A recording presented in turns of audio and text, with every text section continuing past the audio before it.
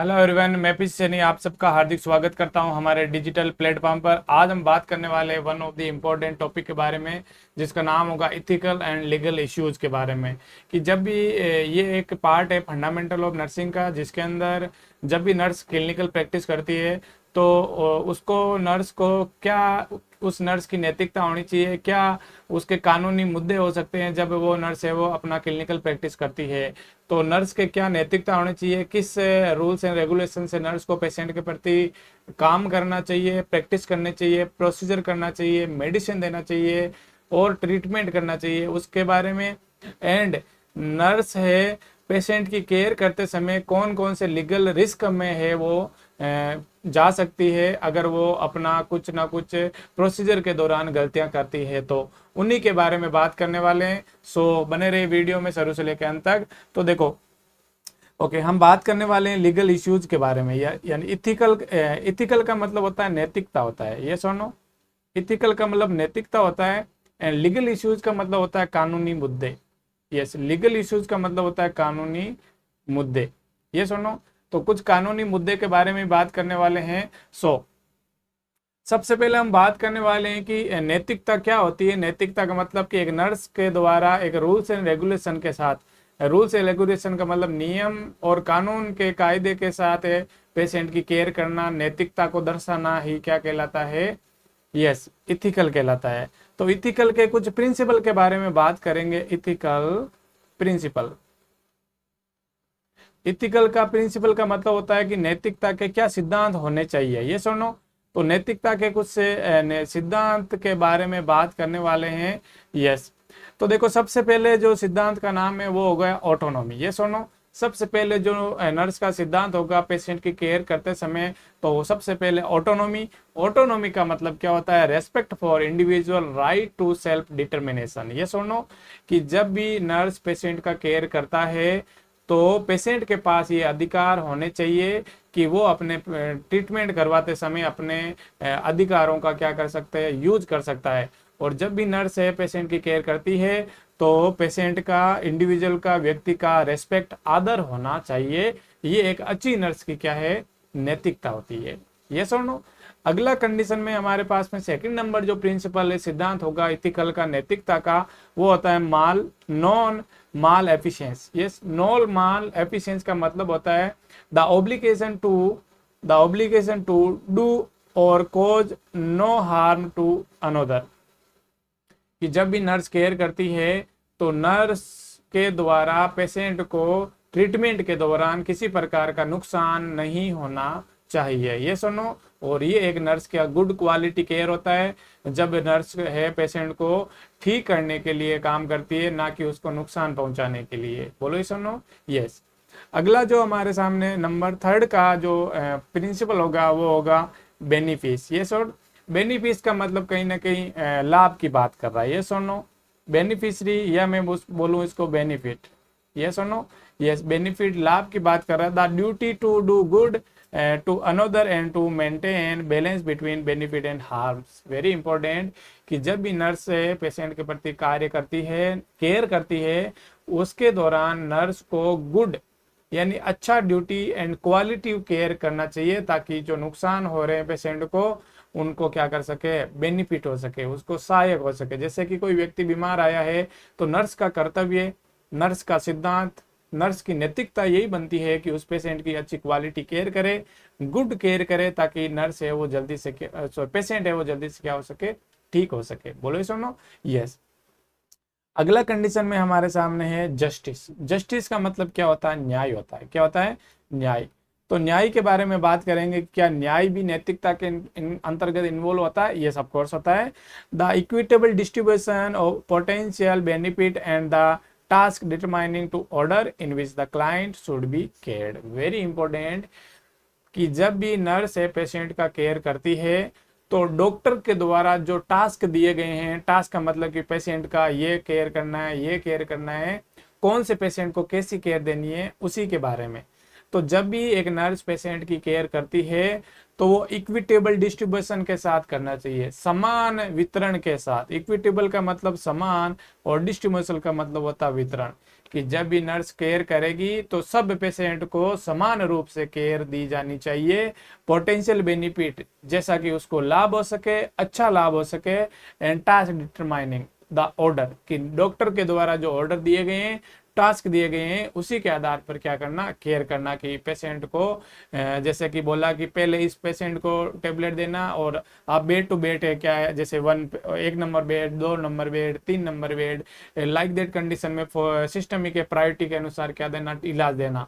और अगर नर्स है वो पहले पेशेंट को छोड़कर तीसरे पेशेंट का डायरेक्ट अगर केयर करती है, इसका मतलब वो समान रूप से क्या नहीं है, केयर नहीं है। इसका मतलब पेशेंट को फील हो सकता है कि मेरे में कुछ अलग है, मैं कुछ डिफरेंट टाइप का हूँ, लाइक वो ऐसा फील कर सकता है। तो सबको समान रूप से केयर देना होता है नर्स के द्वारा, और ये एक अच्छी नर्स की क्या है, इथिकल है एंड नैतिकता है। बोले सुनो, अगला जो कंडीशन होगा हमारे सामने वो होगा वेरासिटी।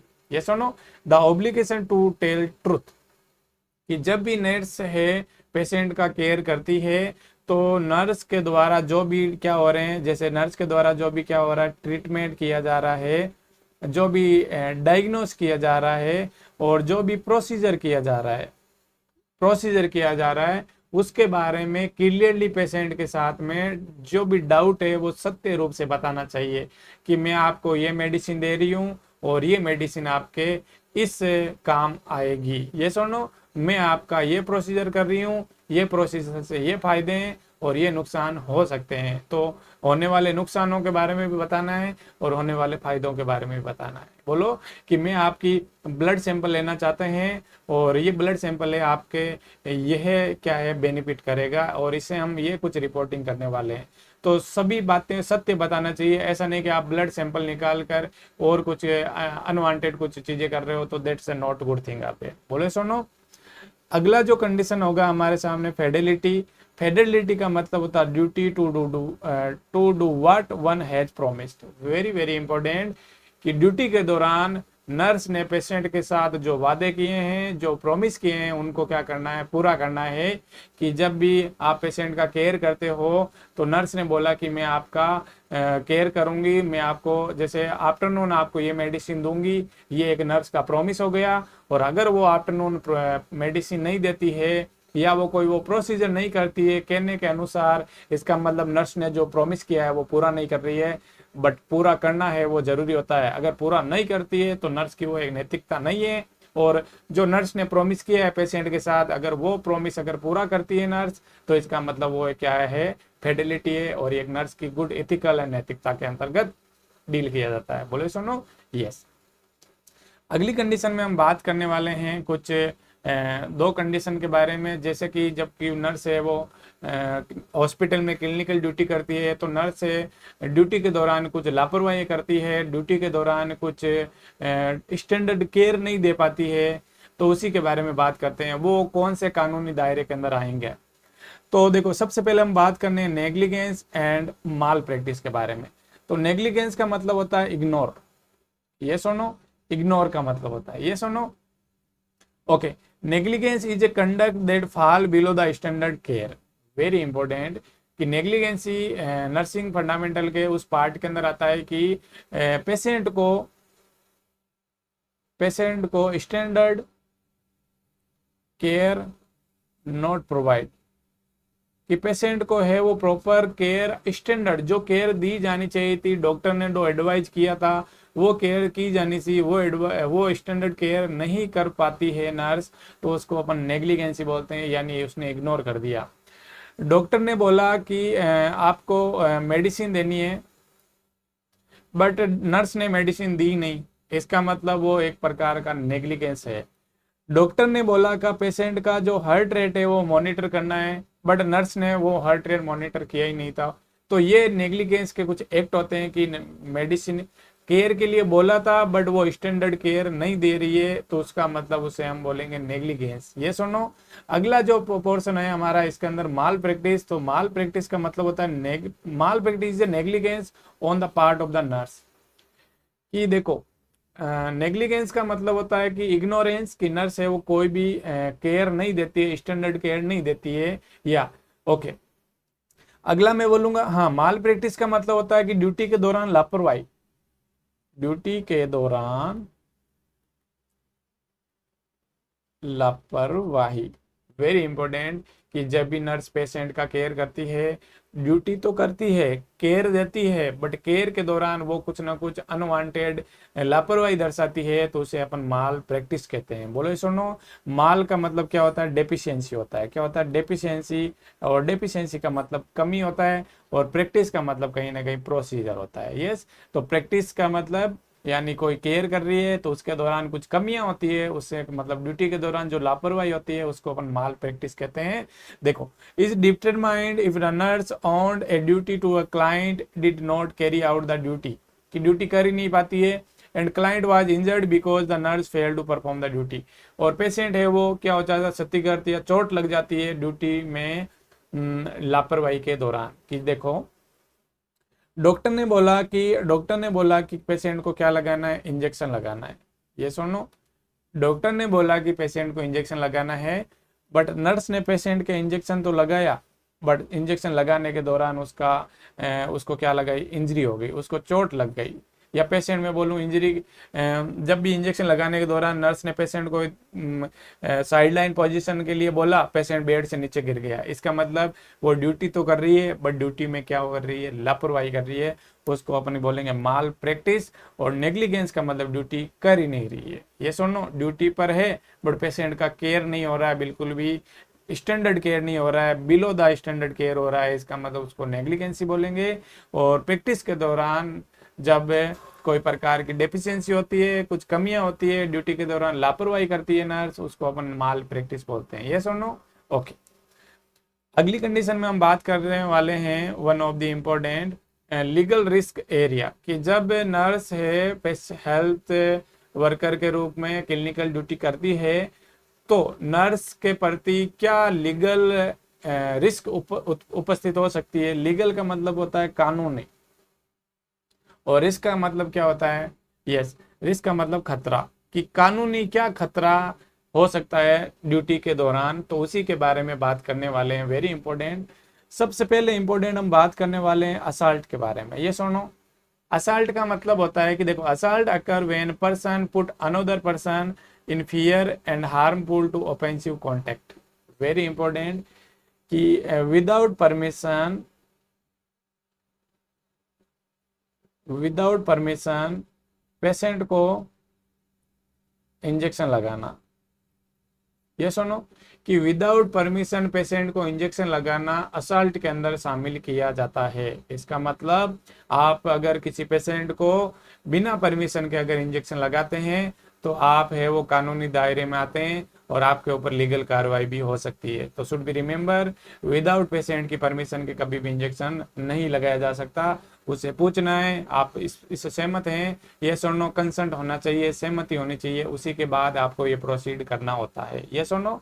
Yes, okay. हार्मफुल का मतलब नुकसान पहुंचाना, कि पेशेंट सो रहा है, आपने पीछे से जाकर इंजेक्शन लगा दिया, इसका मतलब आपने विदाउट परमिशन ये काम किया है और पेशेंट को नुकसान पहुंचाया आपने। बोलो सुनो, अगला जो हमारे सामने जो कंडीशन है, it's means the battery. Very important, battery is an intentional touching of another body without the other concert, कि बिना परमिशन के, permission without permission touch patient, कि बिना परमिशन के पेशेंट को अगर नर्स के द्वारा टच कर लिया जाता है उसकी बॉडी को, वो कहलाता है बैटरी। इसका मतलब अगर कोई नर्स बिना परमिशन के पेशेंट को टच करती है, तो इसका मतलब वो एक प्रकार का लीगल रिस्क है।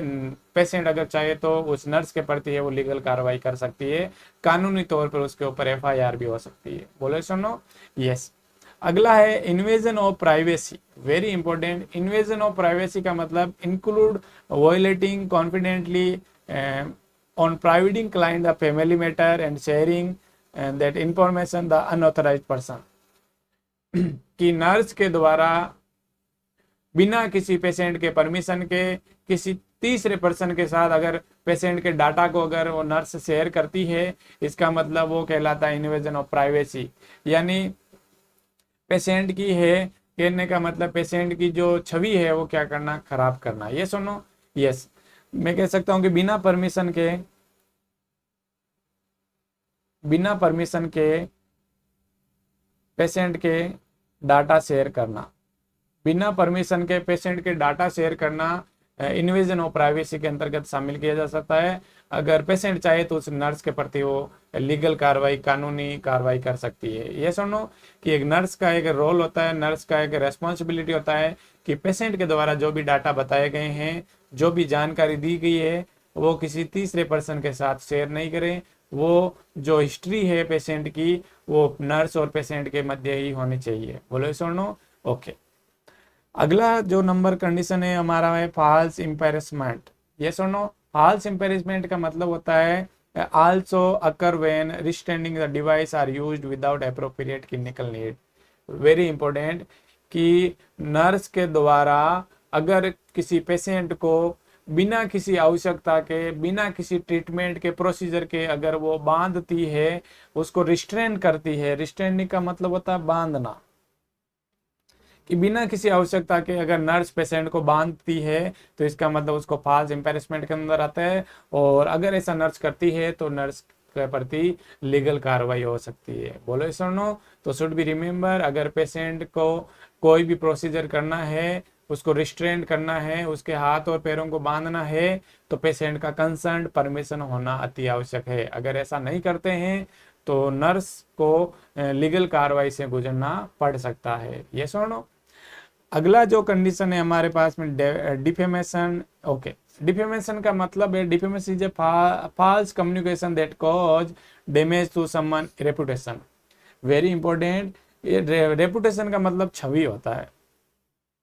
छवि का मतलब कि रेपुटेशन का मतलब कि इज्जत की बात है, कि अगर एक नर्स बात करने के दौरान अगर उसकी रेपुटेशन को खराब करने की कोशिश करती है तो उसको अपन डिफेमेशन बोलते हैं। वेरी इंपॉर्टेंट बात को वापस सुनना। डिफेमेशन का मतलब होता है कि अगर नर्स पेशेंट के साथ बात करती है और उसकी छवि खराब करने की कोशिश करती है तो इसका मतलब उसको डिफेमेशन आता है, और अगर पेशेंट चाहे तो उसके ऊपर लीगल कार्रवाई कर सकता है। बोलो सुनो, अभी हमने बात किया कि इथिकल एंड कुछ लीगल इश्यूज के बारे में बात किया कि इथिकल मतलब नर्स की क्या नैतिकता होनी चाहिए, और नर्स क्लिनिकल प्रैक्टिस के दौरान क्या क्या लीगल इश्यूज या क्या क्या लीगल रिस्क हो सकती है उनके बारे में ध्यान रखना होता है। तो यही हमने बात किया। So hope so enjoy this video. Thank you very much. मिलते हैं नेक्स्ट इंपॉर्टेंट वीडियो के साथ।